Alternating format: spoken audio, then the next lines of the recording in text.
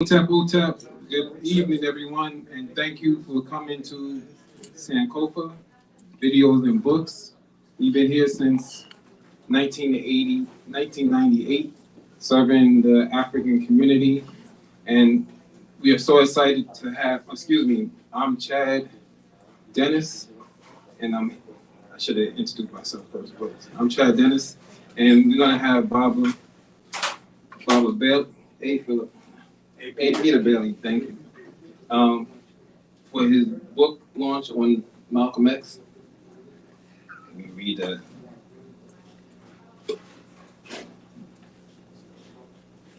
Barbara Bailey is a journalist, author, and lecturer. He was a member of the OAAU organization that was founded by Malcolm X in 1964. He was one of the last people to speak to Malcolm on the day he was assassinated. He had worked at 5 colleges. Also, he worked throughout the Black press and the Civil Rights movement, and an educator, a powerful voice for the Black movement. Anything else you want me to add? No. So, Baba. Oh, I'm sorry. We're going to have Brother Ibrahim come up. Peace be unto you, family. For everybody who's here and also people who are tuning in for our live stream, we would be remiss in our responsibility if we let this go so quickly without acknowledging Sankofa Books for hosting us this evening. Let's give them a hand.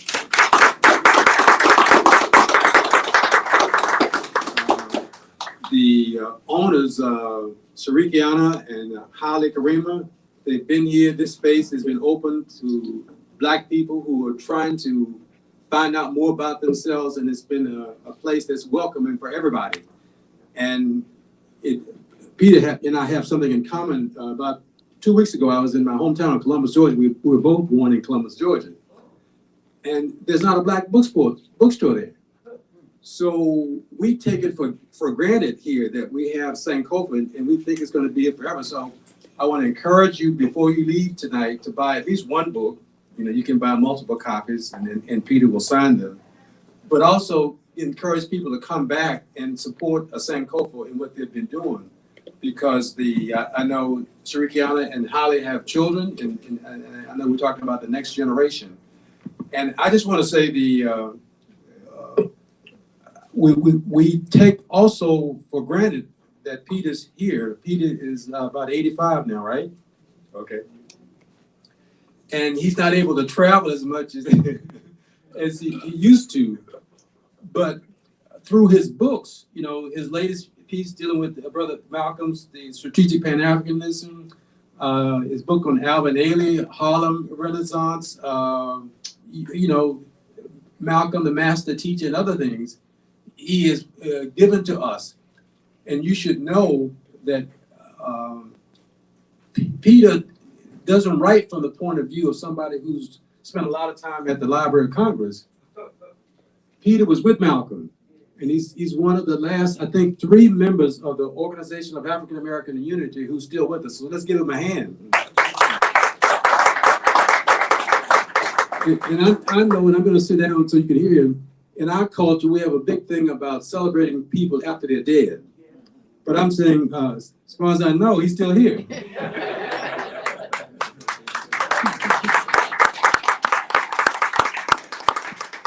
So we're grateful, and today is the anniversary of the birth of Malcolm, and it's beautiful because there's a hadith, a saying of the prophet is that Allah creates and he recreates, and it's easy for him. And so that you will know the 2 things I want to bring to your attention. On February 21st, when Malcolm was assassinated, I had a grandson who was born that day. And today, his birth, we have a granddaughter, a great-granddaughter who was born today. So don't despair. You know, God is with us, and I see some people here who know what happened before Malcolm came. They were Garvey supporters, his family, and before that.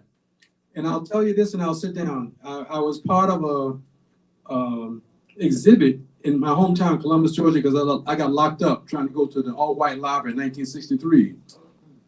And the curator said, we want to start the struggle for civil rights and justice in 1940. And I said, 1940? Why 1940? And she said, well, that was the year that there was a court case challenging voter registration. I said, you need to know from the time Black people hit Georgia, we were struggling for freedom and justice. And in fact, I've been working with some people in my hometown, Columbus, Georgia, because on June the 1st in 1896, 2 Black men were lynched there. And even though Columbus, Georgia has all these Confederate monuments, there's no marker at 11th and Broadway where this took place. So we're working to try and do that. And the committee was trying to get the mayor to do that. And I said, screw it, forget the committee. The people are going to have a celebration there on the 1st of June. Thank you.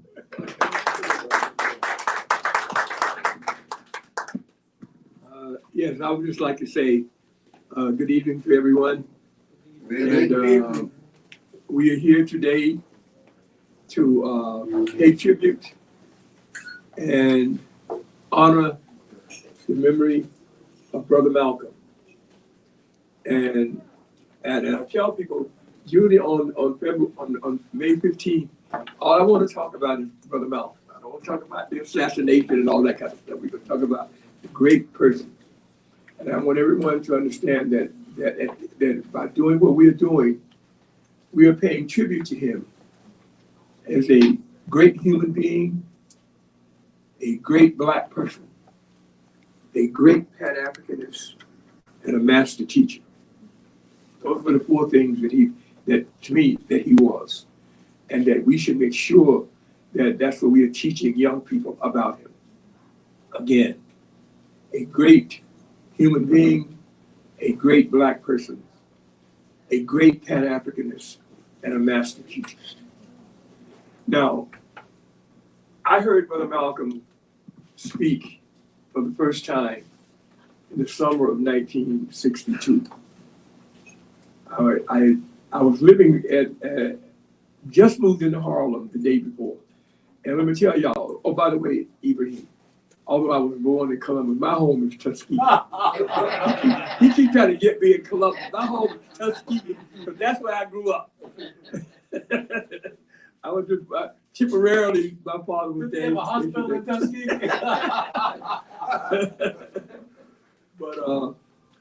but I moved into Harlem in the summer of 1962, and folks, let me tell you, I moved into Harlem grudgingly because I believed all the wild stories I'd heard about Harlem.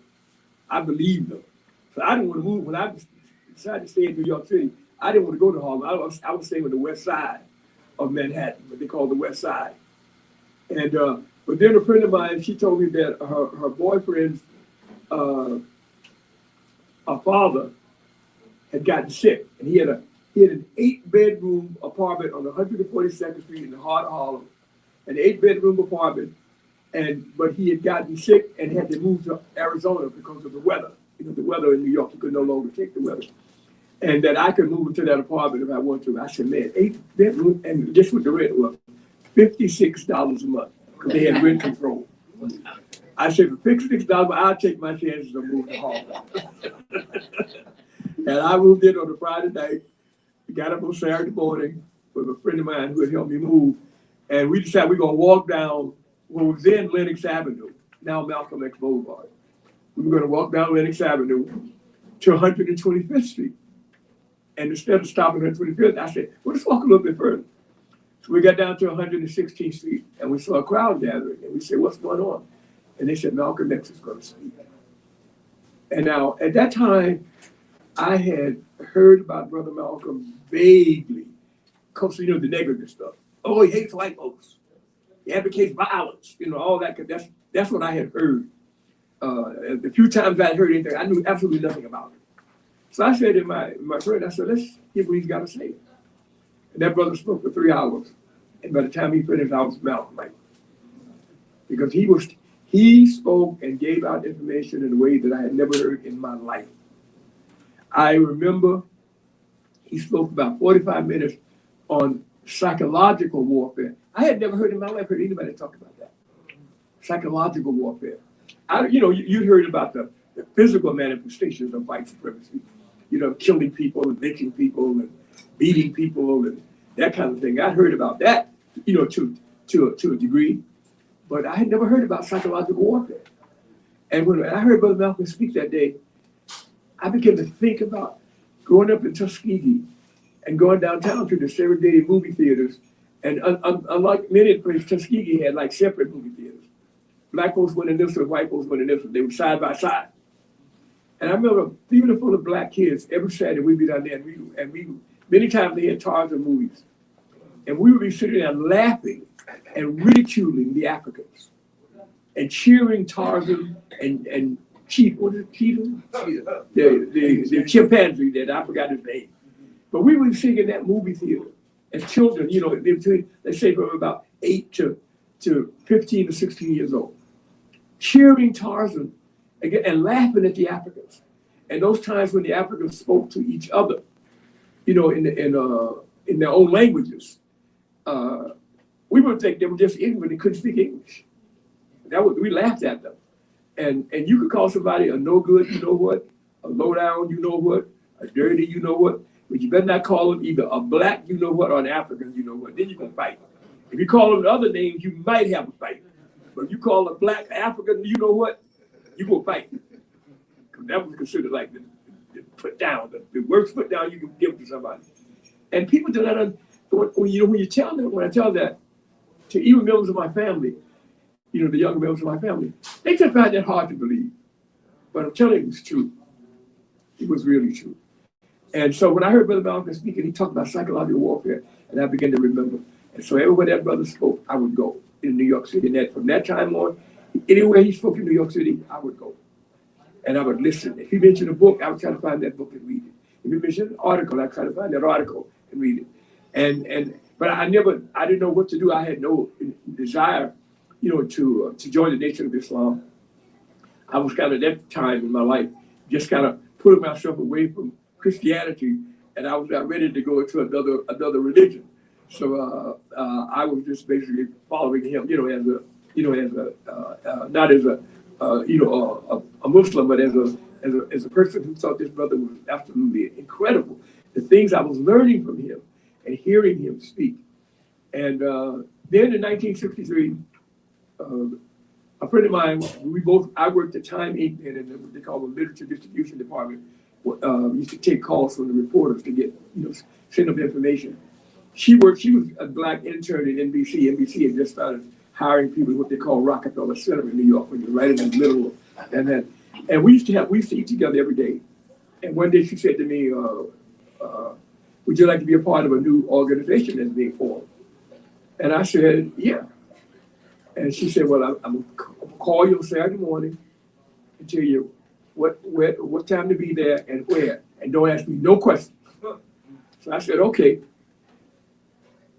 And then she called me Saturday morning, told me the time and the place. When she said the place, I said, now wait a minute, that was a motel up in Harlem on about 153rd Street, I think it was in Harlem. And that place had a reputation as one of those places you could check in for a couple of hours.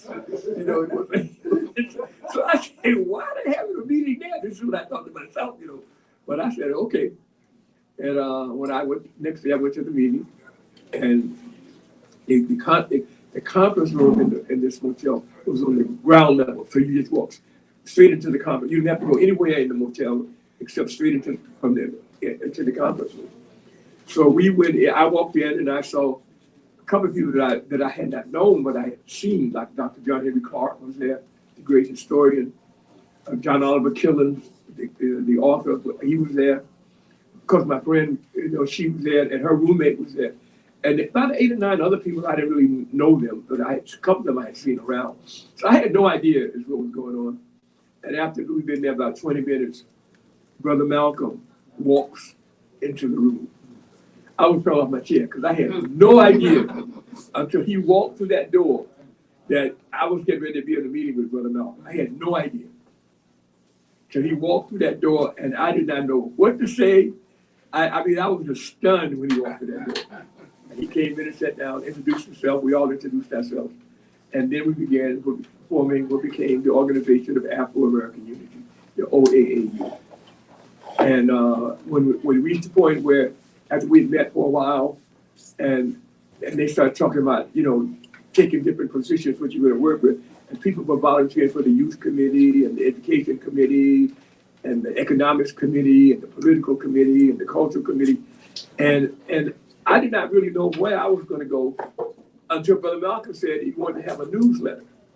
He said, we got to have a newsletter, because he believed that even if you're going to get somewhere, you had to have your own publication. You cannot depend, even people who support you, you still want your own publication, not to have to be dependent on someone else to get your information out. So he said, we want to have a newsletter. And folks, I don't know how I did it, but I volunteered to do the newsletter. I had not had one single minute of journalism in my entire life. But I did do kind of well in courses, in my college days. They required writing, and research and that kind of stuff. I did kind of well in those courses. So I became editor of the newsletter. And the very first article I wrote was about the killing of that young dude in Harlem, by this cop that led to the Harlem uprising in 1964. When that man, these black kids were going to summer school or walking in this dominant white area of Manhattan. And when they walked by, he sprayed the kids with water, because he was spraying the sidewalks to get the dust. And the young boy said something, and this man came out, this cop came out and shot the boy. And my first article I wrote was about that. And I got immediate attention to Brother Malcolm as a master teacher, because he was away at the time. He was traveling in Africa on his campaign that I'm going to be talking about when I get to the book. And Brother Malcolm came out, and he would call back to the office, and each one of us who had a responsibility would then tell him whatever we were doing. The youth committee would tell him, so when it was my turn, I was reading him the article that I had written, about this young boy killing. I read him the article, and I said eyewitnesses to, I was reading to him over the phone, and I said eyewitnesses to the murder of Brother Malcolm stopped me.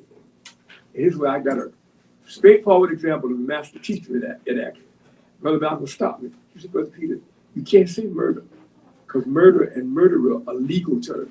You can only use once he has been found guilty, and we know he's going to be acquitted. He said, if you call him that, then he can then later sue you, and maybe sue the organization, a whole lot on that. He said, call him a killer, and he's a killer, no matter what the circumstances. So we had already went on 500 copies of the front page. So this brother and I sat down, and rather than trying to redo them again, because we were a poor organization, we didn't have a lot of money at that time. We sat down and went through 500 pages of scratching out the word, scratching out the word murder and writing killing at the top. And I still have copies of that newsletter that you'll see in the book. I have all 9 issues of the newsletter in the book. And I put them in there because the newsletter was basically covering what Brother Malcolm was doing in Africa. When the rest of the press in this country, especially the so-called major press, was not doing anything. So, but that's when that was my first. I had heard, of course, all kind of stuff from Brother Malcolm I had learned from, but that's the first time that the master teacher spoke to me directly and told me that don't watch your language. And sure enough, when that cop was acquitted, he sued the NAACP, he sued Martin SCLC, Martin Luther King's organization, and he sued a couple of the black for calling him a murderer. They had put out posters calling him a murderer, and so that was that's like one of those quick lessons that I learned, from dealing with Brother Malcolm. So as I began to the years go by, and people began to write books, and they were going crazy. The establishment folks, they did some love, man, and Maryland's book. And then Les did a book, Les Payne, and they wrote about all of that. But I noticed in those books, and not only those, but most of the books, they were doing practically very little, if anything, about what Brother Malcolm was doing internationally. Very little. And that was extremely important to if you want to know what eventually happened. But they were just barely touching on it. And I said, why aren't they doing something about what he was doing internationally? And so whenever I spoke at universities, and I've lectured on Brother Malcolm at about 30 or 40 universities around the country, including all the the big white boys, the Yales and the Harvards and those places. And I always focused my main competence was what he was doing internationally. Because that's when, and I remember in 1992 when this white boy wrote a book on J. Edgar Hoover. And he said that in that book, he had about 100 pages. It's called Official and Confidential, The Secret Life of J. Edgar Hoover. And in that book, about 100 pages long, he has one mention of Brother Malcolm. But it's very important because he says that J. Edgar Hoover, at a luncheon meeting with Senator Lyndon Johnson. Now, if it was Senator Lyndon Johnson, that means that this had to be before 1960 when he's saying this, because Johnson became vice president in 1960. And he basically said to them, we must prevent those guys from rising. We must prevent those guys from organizing. We try to get them to kill one another off. And those two people he was talking about, Brother Malcolm and Dr. King. And that book was in 1992. And what I did it at a lecture once. And this man that stood up and tried to tell me, how can you be quoting something like that? I said, I'm just telling you what was in the book. And I said, that's the only mention of Brother Malcolm. So the man was not like, out there, he disciplined. And I have looked and read and tried to find anywhere where the FBI denied that. And I haven't seen nothing where they denied that. And so I believe that to me, that just kind of established surely what he was doing. Brother Malcolm, when I decided to do this book, because as I said before, you heard so little about what he was doing internationally, I decided that I wanted to do a book about Brother Malcolm and focus on just what he was doing internationally. And so about 2 years ago, I began to work on, that's one thing that came out of the positive thing for me that came out of the pandemic, was that I had absolutely no excuse. I've been talking about doing this. And when the pandemic came, that robbed me of any excuse for not doing it.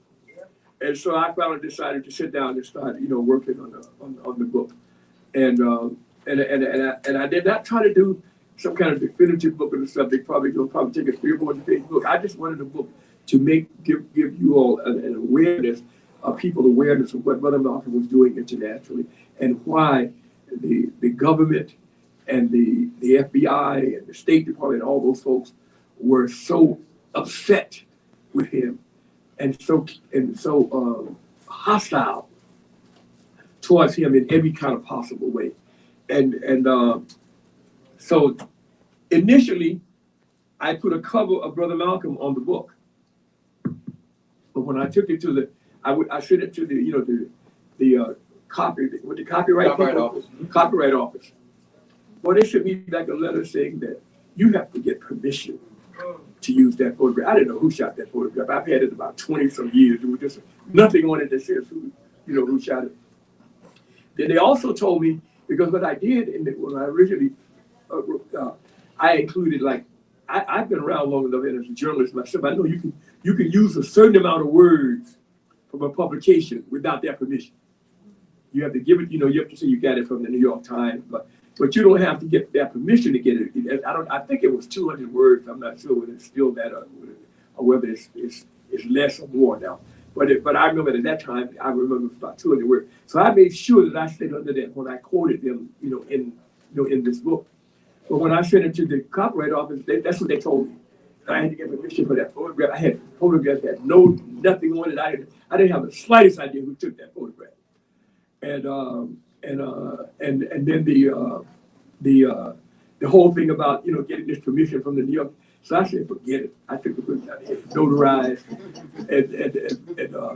and copyrighted, and then wrote a letter. And so that's the way it is now, you know. And but at the same time, I began to realize that they were upset because in the letter I got from them, they were saying things that you know, they told me that they were upset with what was in the book. Because what I did, I wrote an introduction. Everything else in the book is original material. The first section of the book is all Brother Malcolm. Letters that he wrote, excerpts from articles that he wrote, excerpts from newsletters that he wrote. Everything in that first section is him. It's him writing. The second section of the book is the FBI files, and I put them exactly as is. I didn't change nothing. I put them exactly the way they read. The third section were the OAAU newsletters, because we were covering what Brother Malcolm was doing in Africa, and the newsletter had pictures of him on the front page with some of the African people that he was reading when he was traveling. And then the fourth section, I included information about reacting to what he was doing in the press and in some books. To get around the whole press thing, I said, what I'm going to do, instead of printing, like maybe 50 or 60 words from the New York Times about describing what Brother Malcolm, his travels in Africa, I put the name of the paper, I put New York Times, I put the title of the article, and the subtitle, if there was one, and the date.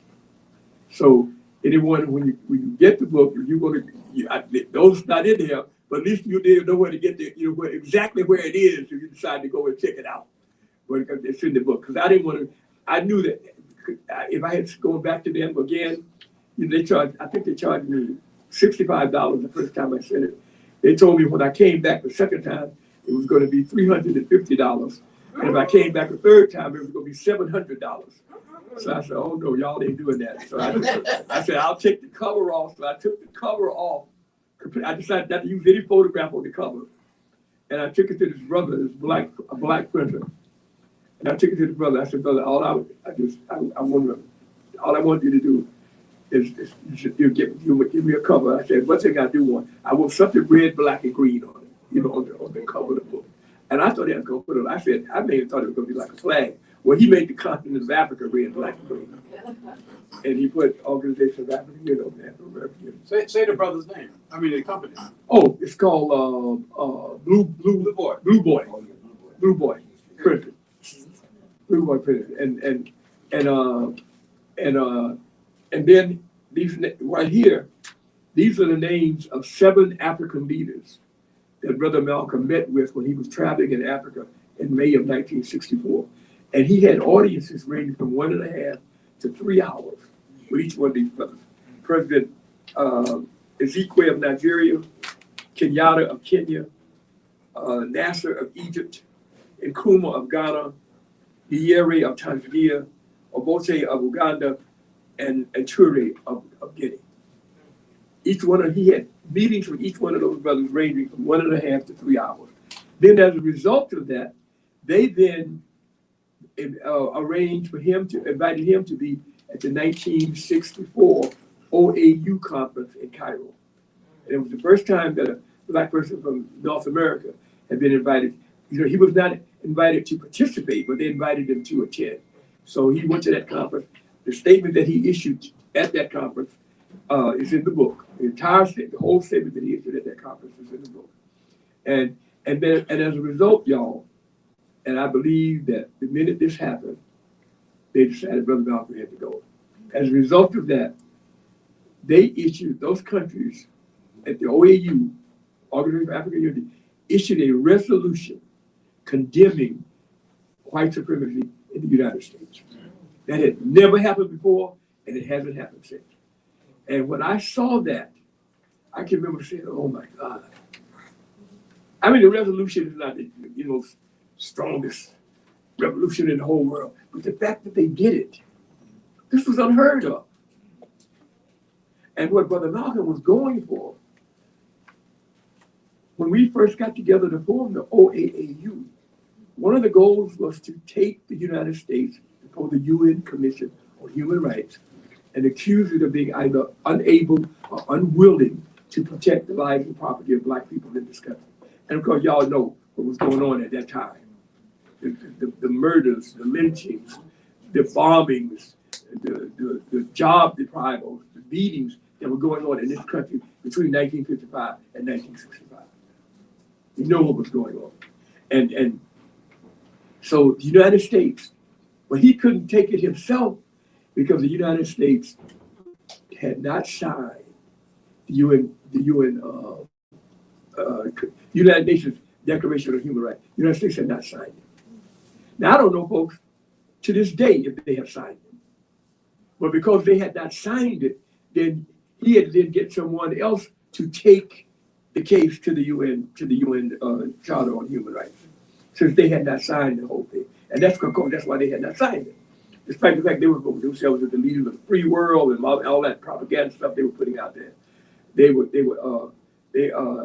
they had not signed it. And I don't know if they signed it to this day. You know, but because they had not signed it, he had to get. So that's what he was working on, to get the African countries to take it. And then as a result, they issued that resolution. And of course, I found out later from Dr. John Henry Clark after the assassination. Dr. John Henry Clark told me several months later that he had gotten about 6 countries who had agreed to take our case, before the UN Commission on Human Rights. But of course, after he was assassinated, it did not happen. And it has not happened. You know, no one has done it since then. And so that to me, I'm not going to, because I never, of course, believed the official story about the assassination of Brother Malcolm. But that to me showed me that why they were so really concerned. I got 2 letters from ambassadors in African countries, American ambassadors to the State Department, upset about how Brother Malcolm was being received in the countries in which they were ambassadors. They were described. They were basically saying, "Well, he's causing us a lot of problems. Something got to be done about this." Those letters are also in the book that these 2 ambassadors wrote. So I think the book to me will provide everyone with a good, sound introduction as to what Brother Malcolm was doing internationally, what he was doing internationally, and why he was doing it, and will show you why the government, has this kind of attitude. You can see a whole lot of things within the country. Most people don't know. They went after Martin Luther King.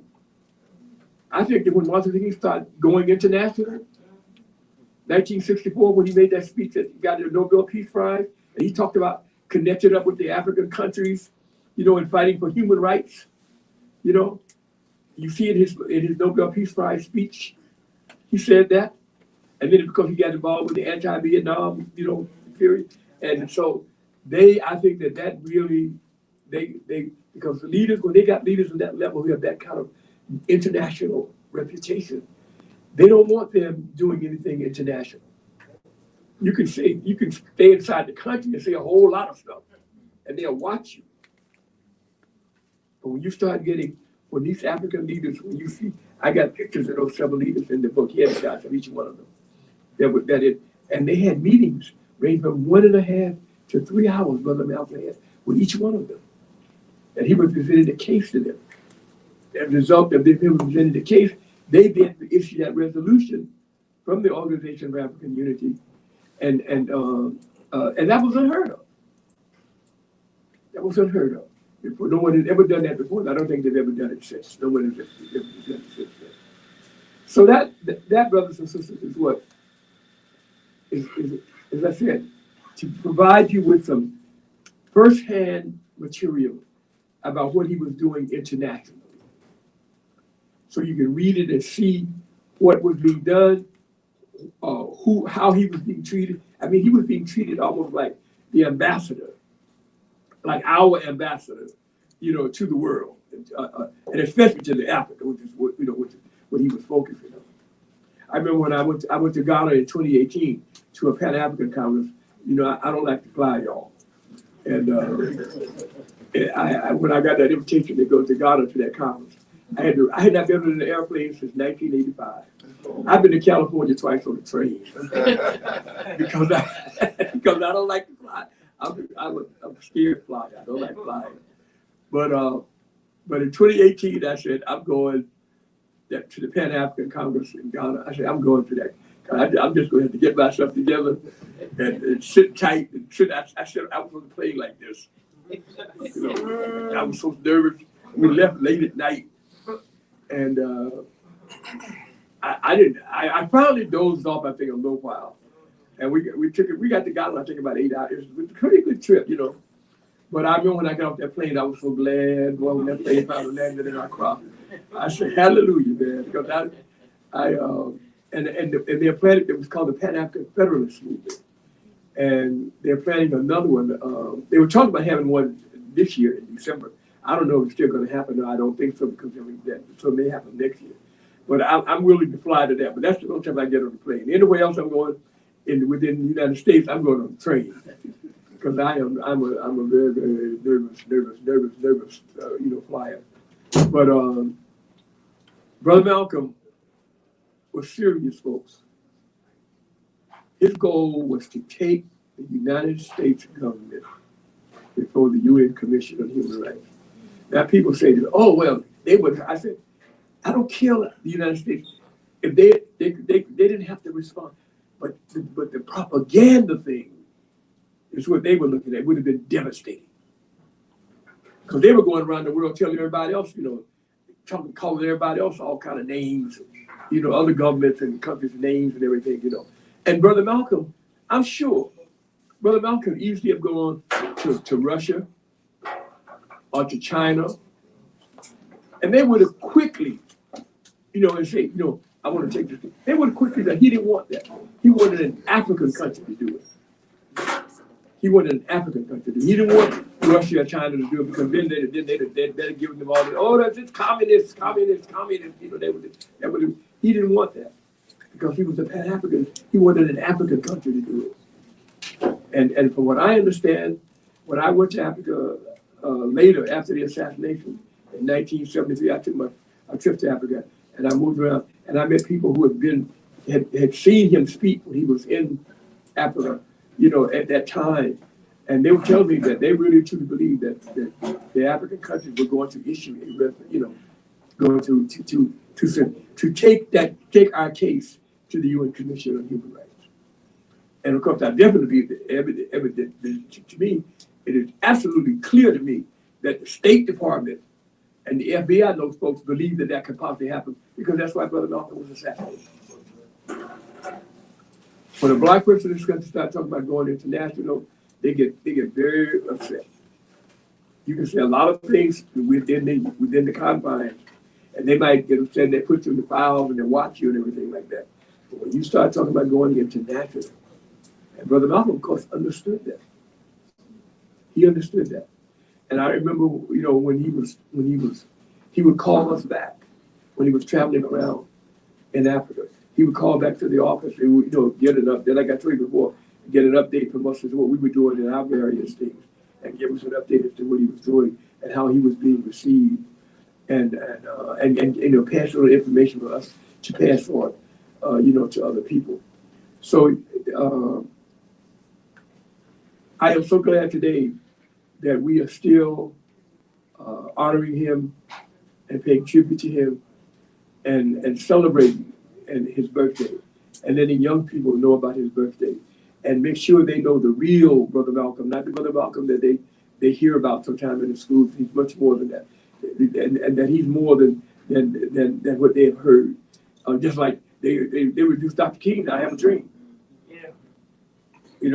And I try to tell. I wrote a column in the Former last week, and the title of the column was "Solutions-Oriented Guidance" from Brother Malcolm and Brother Martin.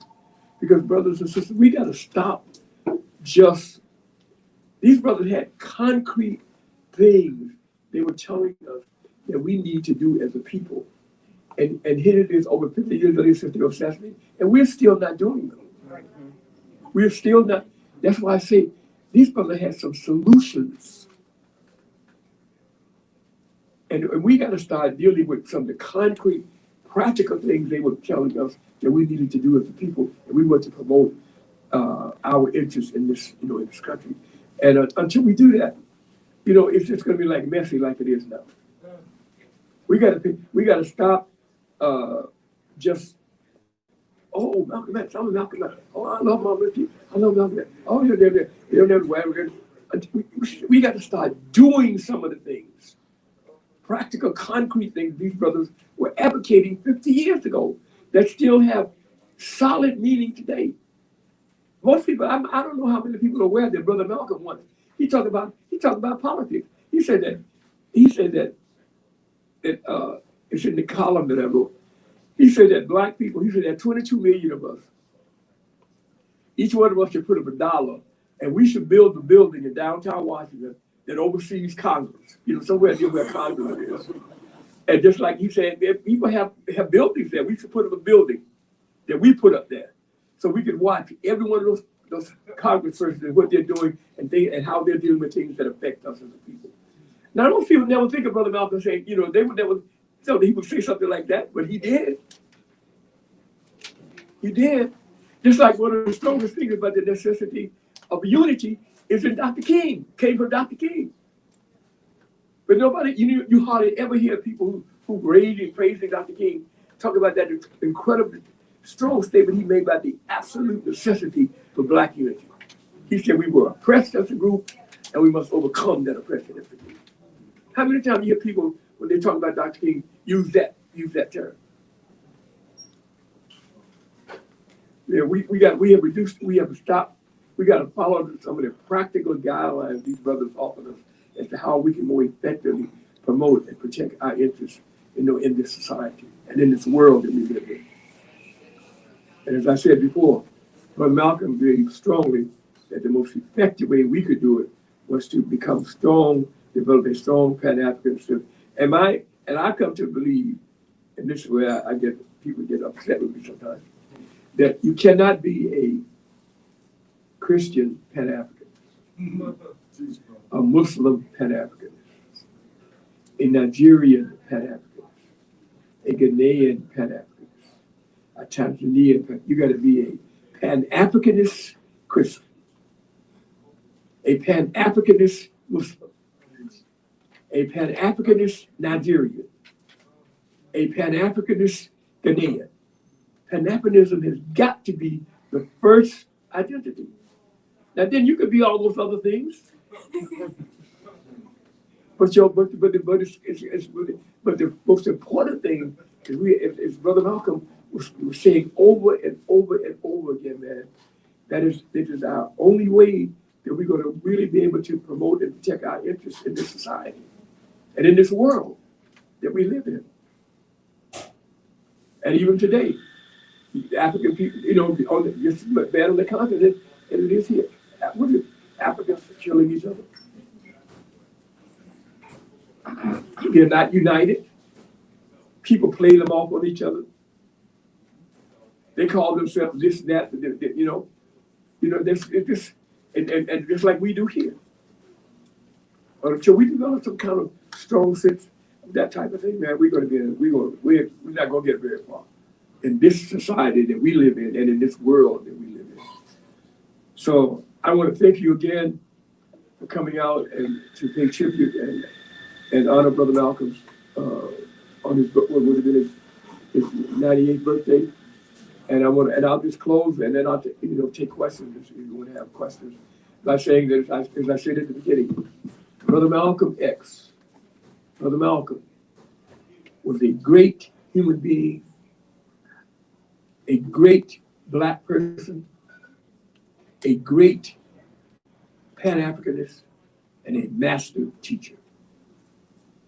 And you got a leader like that, you got a lot going for you. Thank you very much.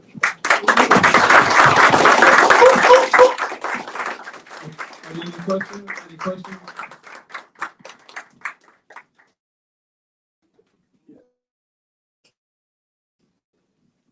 How you doing?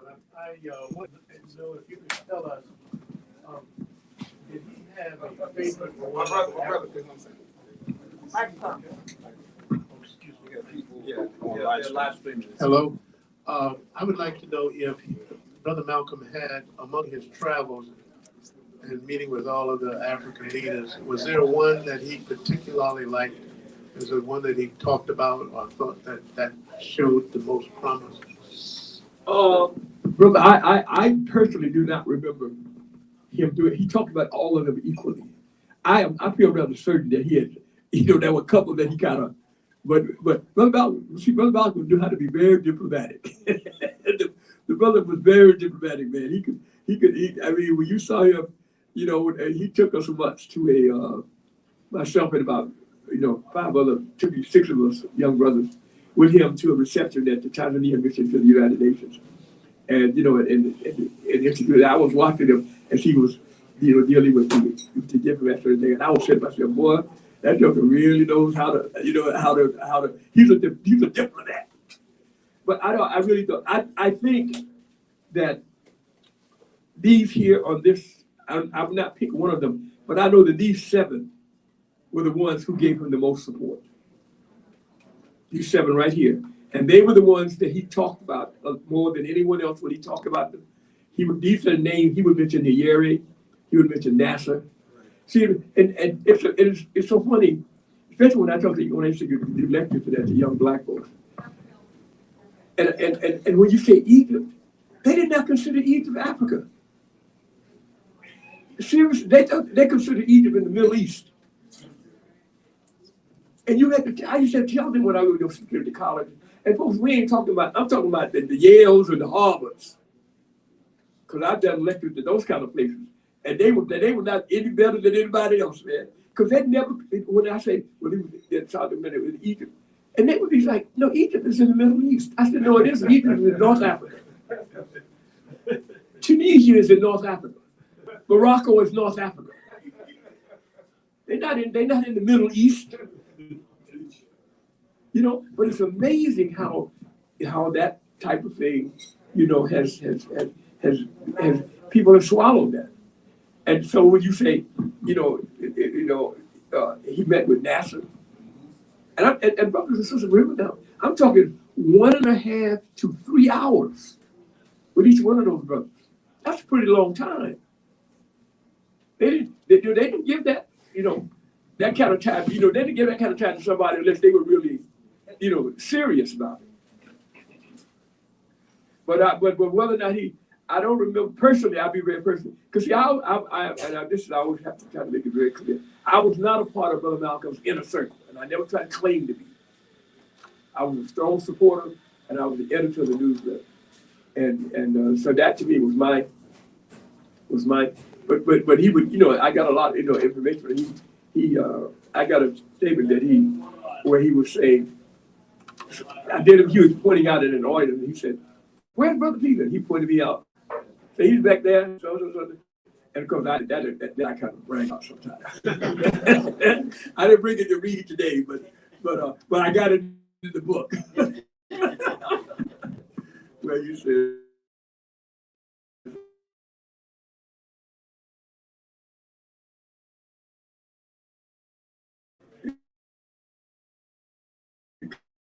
"Good looking dude."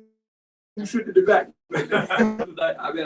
They tease me about that to this day. To this day, my friends, who were around at that time, they tease me about that. But I put that in the book too.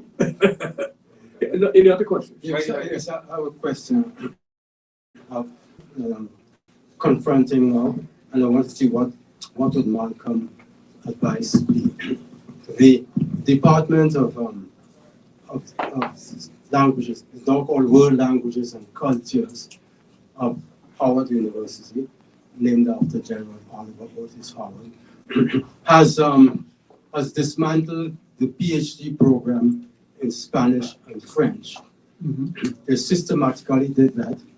And there's clear evidence that they did that because they think that Negroes are not made to learn Spanish and French. There's clear evidence of that. There are 200 million black people in Latin America who speak Spanish or Portuguese, which is Portuguese and Spanish are basically similar. What would Malcolm want us to do about correcting that situation? What he would do is, because as I said before, Brother Malcolm's most important identity, he was a Pan-Africanist. He believed, this brother believed, I think deeper than he believed anything else, that the fate of people of African descent was tied together. And he believed that whether you were on the continent, now of course, I think he believed that the way to really get it started, if the people on the continent of Africa and the ones in North America really got together, that we could then bring in, South America, Caribbean, black folks who were in Asia, those kind of places. But I think that what he would try to make our people understand that we have got to, even if they do that, what you're talking about, we've got to teach our children about our history and our culture. We cannot depend on anyone. Now, what I always say that, and I learned this from Brother Malcolm.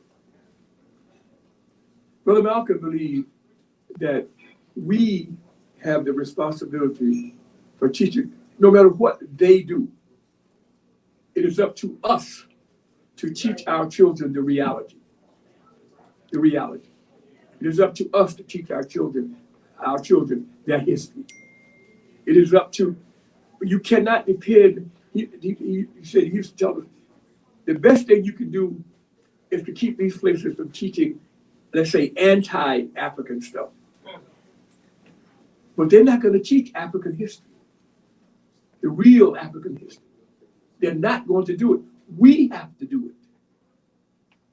Black fraternities and sororities and business organizations and civic organizations and churches and all those folks need to have teaching history as a part of whatever they're doing. And he strongly believed that. And he believed that if like you say, if the people, one of the things that he talked to us about and he introduced to me is the whole thing of psychological warfare. And unfortunately, too many of our people around the world, in the continent and in North America and South America, we have psychologically, too many of us have psychologically accepted European domination. Even when they're no longer there, we use their books to teach our children. We use their names to describe each other. I mean, I saw a thing recently where the African leaders, and there was every African leader. One was named Paul, one was named John, one was named William.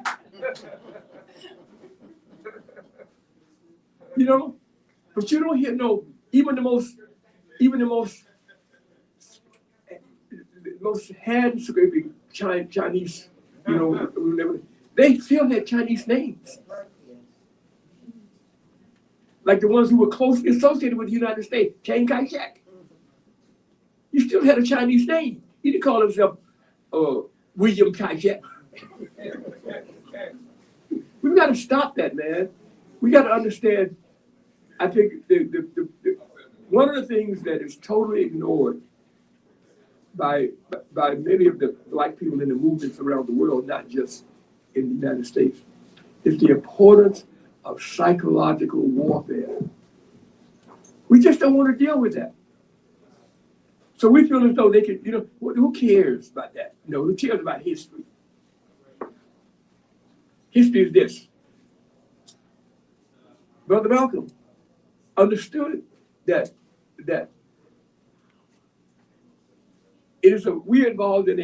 we're not involved just in a physical struggle. In fact, now we are more involved in a psychological struggle than we are even a physical struggle right now, at least in North America.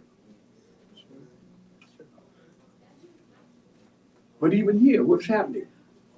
Young black dudes who are killing 90% of the people they're killing are other black Americans. Even in today,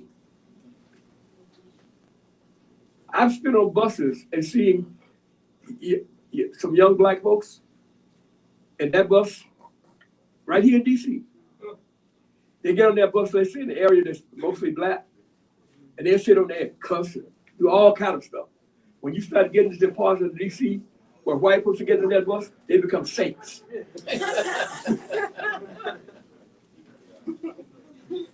Because the white folks make that bus stop. I have that driver say something or do something. I've seen that. I have experienced that so many times on those, and see those same kids who be carrying on the bus when it's all mostly black folks. But if the bus starts to get a whole lot of white folks, they be very quiet. That's the kind of thing we're dealing with. Brother Malcolm understood that, 50-some years ago. In fact, to me, so many times when people write about him, they ignore what his understanding of we got to be, but not only in a physical struggle, but also a psychological struggle. And that's up to us to do. Any more questions? Elder Bailey, thank you so much for the presentation, and I'm really looking forward to picking up a copy of your book. I'm studying Black radicalism at Howard, and I'm particularly interested in African nationalism and looking at Nkrumah and Sekou Touré in the 60s and their collaboration in the founding of the All-African People's Revolutionary Party.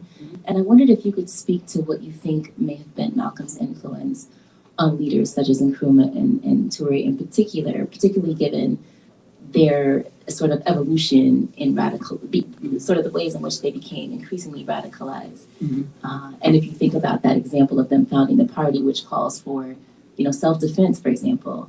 And then lastly, if you could just, I wanted to comment that, Malcolm, when I think about what you said about Malcolm X, I think about people like Kwame Ture, right, and the ways in which, in some ways his legacy has also been misrepresented. And maybe if you could speak a little bit about that, if it's relevant. Well, as I said earlier, Brother Malcolm met with these leaders. There's 7 people who are whose names on the cover of the book. I got photographs of them inside. He had audiences ranging from 1.5 to 3 hours with each one of them. So they respected him, and they listened to him, and they did. As a result of what he did, they did issue that resolution condemning white supremacy in the United States.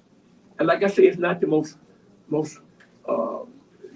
type thing, but it was unheard of. It never been done before. So I think that he had. I'm not going to go around and try to say that they all, but I think that they listened to him.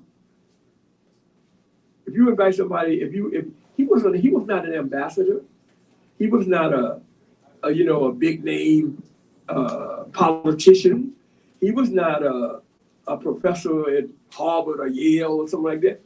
But when he met with those brothers, they sat with him for 1.5 to 3 hours and listened to him making the future. Then they invited him to the OAAU meeting in July 1964. That had never happened before. They let him present a paper there. He did not speak, but he presented a paper, the entire thing that he presented to them, where he laid out as the importance of a connection between people on the continent and people in North America. So I think that I'm not going to say I didn't really know any of those the 7 African leaders. I did read President Nkrumah, but they're very briefly. But I just when I hear what Brother Malcolm told us when he came back, and some things I knew, I think that they listened. He was teaching them about the United States, and they were teaching him about the continent. I really believe that they learned something from him. We got one more back here. Hotel Bob. Hotel Bob. Yes. First, I want to thank you, for your service, your continuous commitment to the African liberation. My question to you is for brothers and sisters that's willing to get out there in the streets now and push Pan-Africanism in 2023. What would you think those tenets or those principles that we need to push first, that the people need to understand and comprehend? Okay, but see, I have become, I've developed kind of an attitude There's some people call they tell me that I have become an elitist. Because my position now is, and I remember in the 70s, 80s, and 90s, let's say we got 20 people. And we know that 5 are serious. And you know what we would do? We would spend all of our time trying to get those 15 changed instead of taking those 5 people and doing something. My position now is this, brother.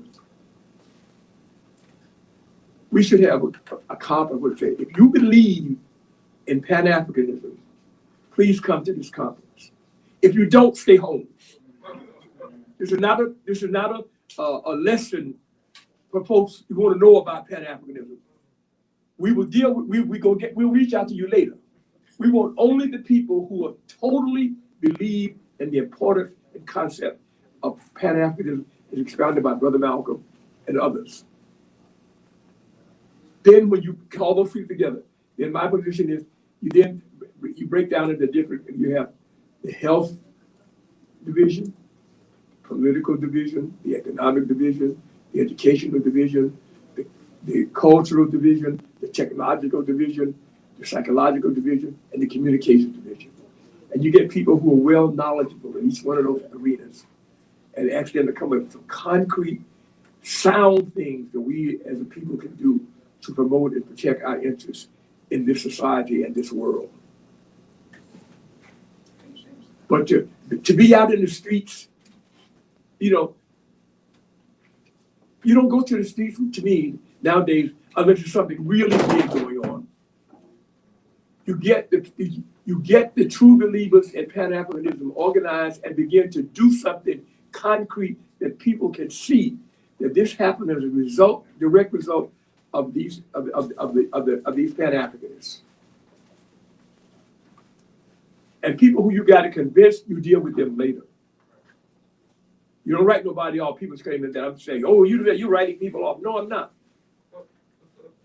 But every movement, every successful movement I can think of, they were organized by those of us who worked with Brother Malcolm in the OAAU. We were true believers. Brother Malcolm had made us true believers. All we wanted to know, what do you want us to do? He didn't have to spend a whole lot of time, you know, running down every little thing and us and trying to convince. No, if he said it, hey, that's it. Because we respected him and we knew that he believed in what he was doing.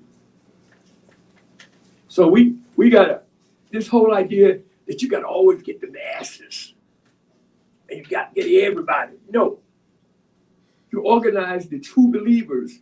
Then once you get the true believers organized, then you develop a program to bring in people who you need to convince.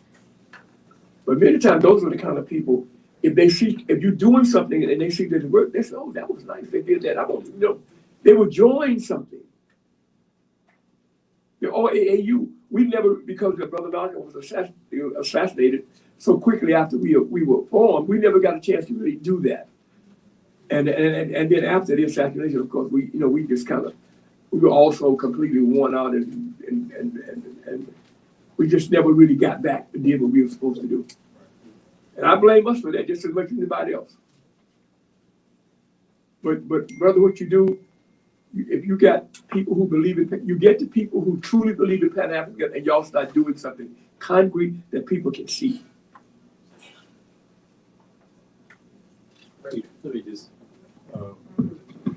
Chad, can you tell people what the process will be of getting the book tonight? That's kind of the point. We don't want people to walk away without having the document to be able to go home and They can purchase it in the back. okay. It's available in the back. Okay, because what I wanted to say is that we're going to tie Peter to this chair here. And anybody who's bought a book, we're going to make sure that he autographs it tonight. Okay? Thank you. Baba Peter, always a pleasure and honor to be in your presence, brother. Kimon Freeman, Angry Black Man in Therapy. I just want to make a statement to append to his question before I ask you my question. I'm proud to say that, you know, creating WEAC Radio, we have 5 free library locations where we give books out in the hood.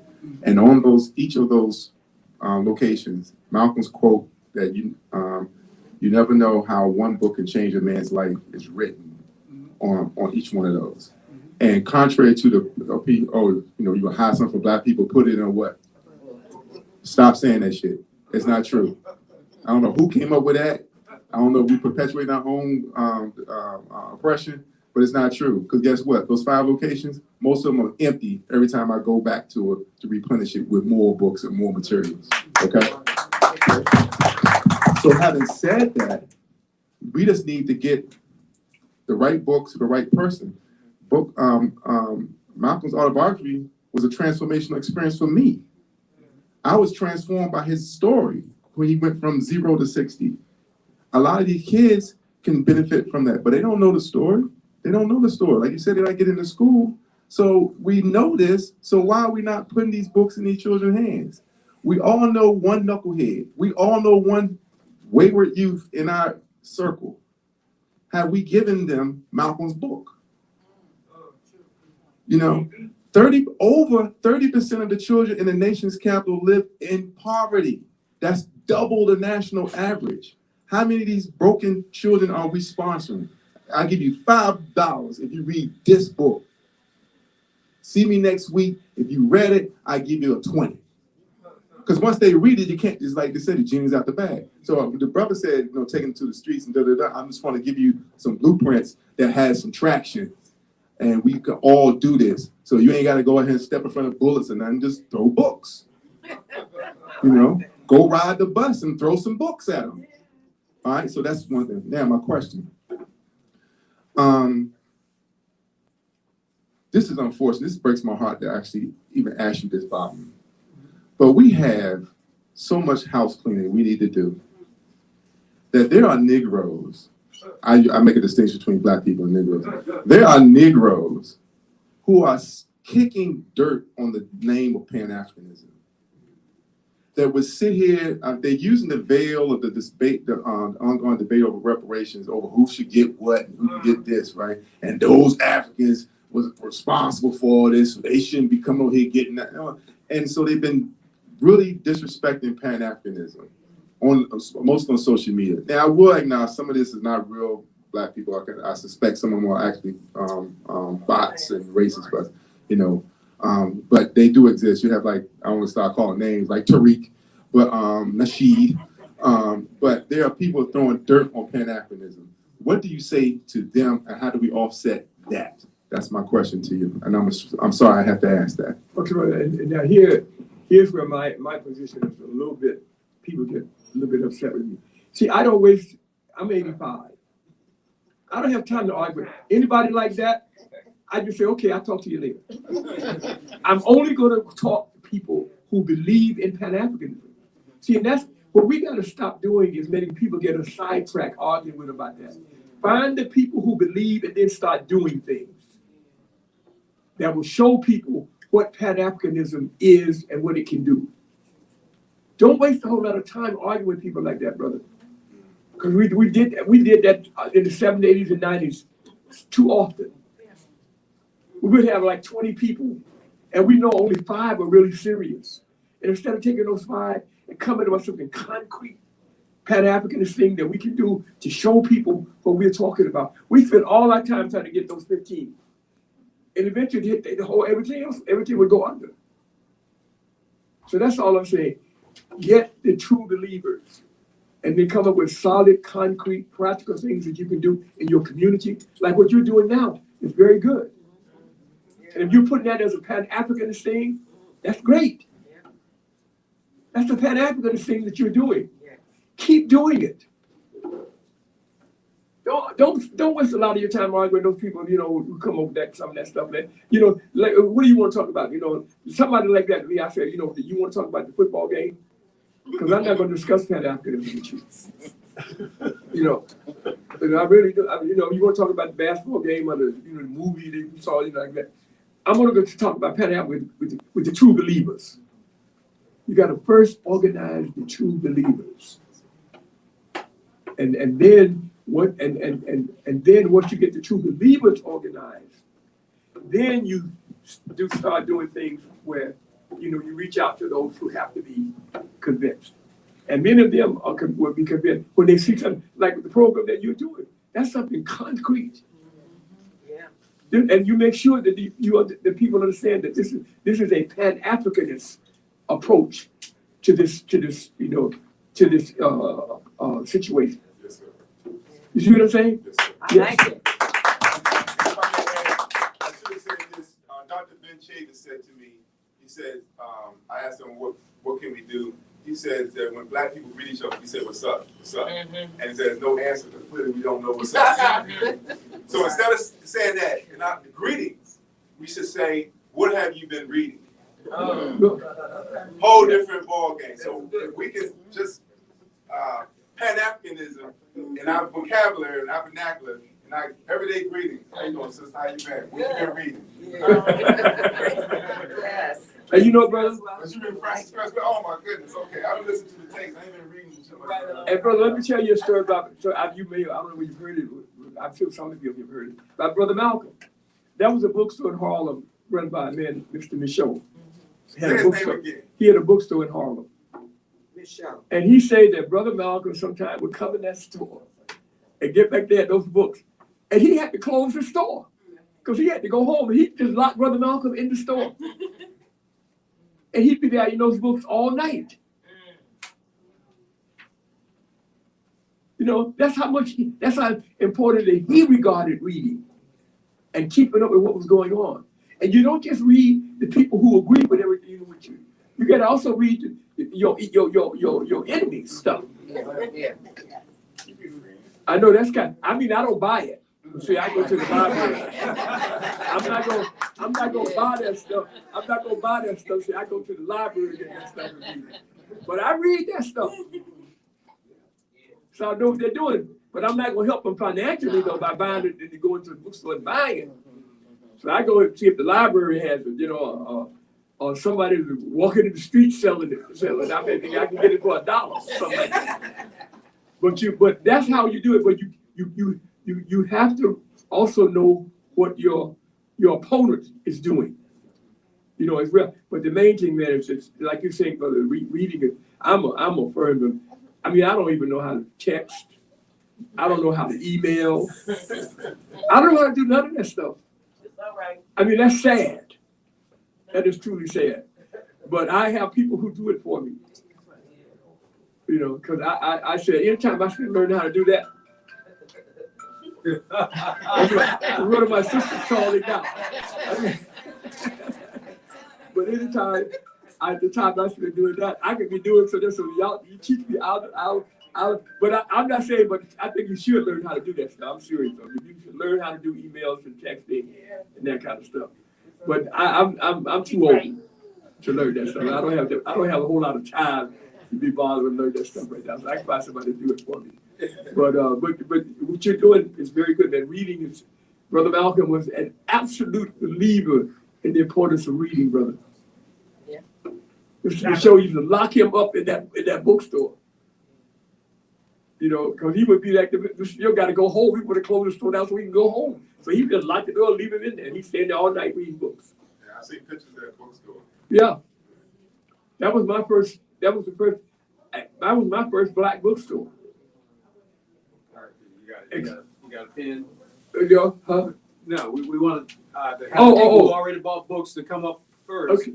And I had one last question. Okay.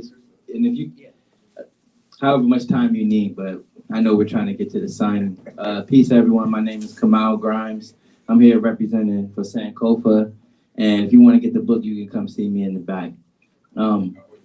I wanted to ask a question about Islam, the religion of Islam, and the presence and the history of Arab people in Africa. I heard you mention earlier that Tunisia and Egypt are not in the Middle East; they're in Africa. That is true. North Africa. Yeah, in North Africa, that is true. But we know the history of the Arabs coming over, converting the people to Islam, and that having a big foothold in the continent. Also, a lot of those countries in North Africa, they're also members of the Arab League as well. So, in short, they kind of have divided loyalties. And at times they view themselves as African, at times not. There's a whole. So how do we how do we approach that situation? How do we approach North Africa? I know Malcolm was involved, but how should we approach that in terms of Pan-Africanism? The way I suggest, brother, is like my position is this. That's why I said earlier, and I've had some major people, some people that I know disagree with me. That's why I say, to me, you have to be a Pan-Africanist Muslim, a Pan-Africanist Christian, a Pan-Africanist Nigerian, a Pan-Africanist, Libyan, a Pan-Africanist Brazilian. You got to first believe in Pan-Africanism. Then you have, your other belief. But to me, if you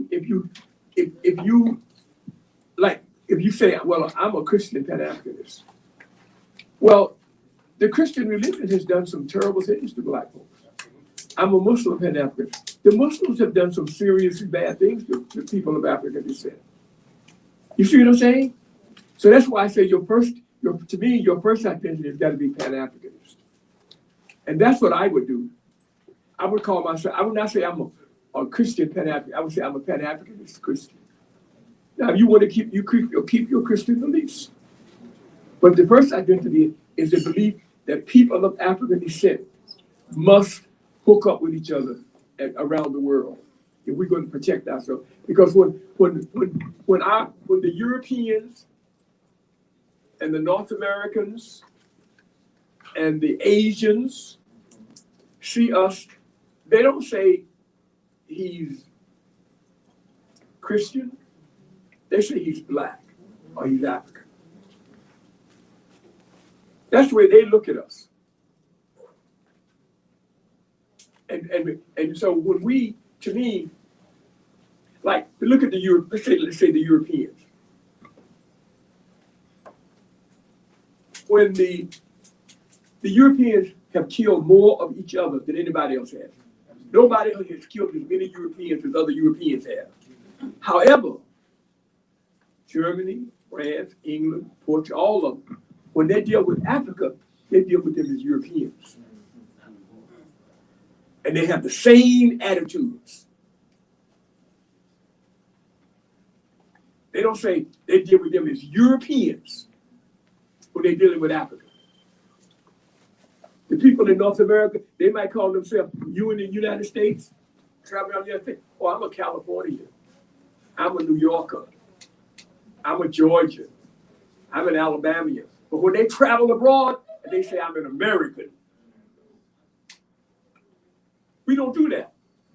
People, I'm Nigerian. I'm Ghanaian. I'm Tanzanian. No, you're African.